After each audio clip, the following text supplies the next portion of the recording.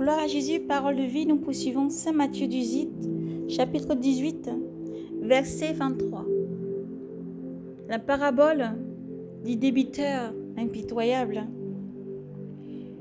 À ces propos, il en va du royaume des cieux comme d'un homme, d'un roi qui voulut régler ses comptes avec ses serviteurs.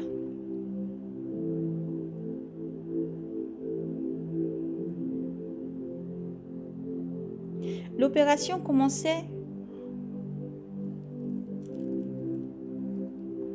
On lui emmena un qui devait 10 000 talents. Cet homme n'ayant pas de quoi rembourser, n'ayant pas de quoi rendre, le maître donna l'ordre de le vendre avec sa femme, ses enfants et tous ses biens, et d'étendre ainsi la dette.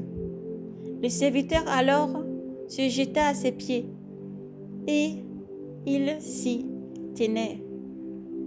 Il s'y tenait, prosterné, en disant : Consens-moi un délai et je te rendrai tout. Apitoyé, le maître de ce serviteur le relâcha et lui fit remise de sa dette. En sortant, ce serviteur rencontra un de ses compagnons qui lui devait 100 deniers.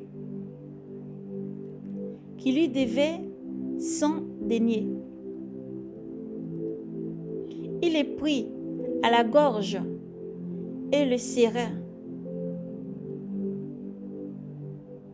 à l'étrangler, en lui disant : Rends tout ce que tu me dois. Son compagnon alors se jeta à ses pieds et il le suppliait en disant : Consens-moi un délai et je te rendrai. Mais l'autre n'y consentit pas.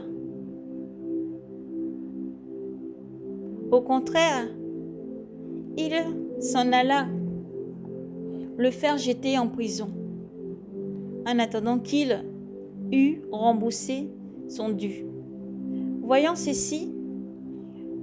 qui s'était passé, ses compagnons en furent navrés,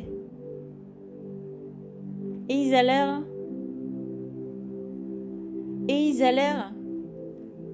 raconter toute l'affaire à leur maître.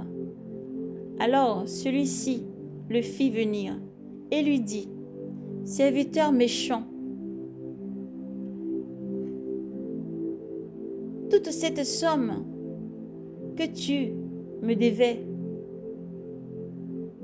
je t'en ai fait remise parce que tu m'as supplié. Ne devais-tu pas, toi aussi, avoir pitié de ton compagnon, comme moi j'ai eu pitié de toi? Et dans son courroux, son maître le livra au tortionnaire jusqu'à ce qu'il eût remboursé tout son dû.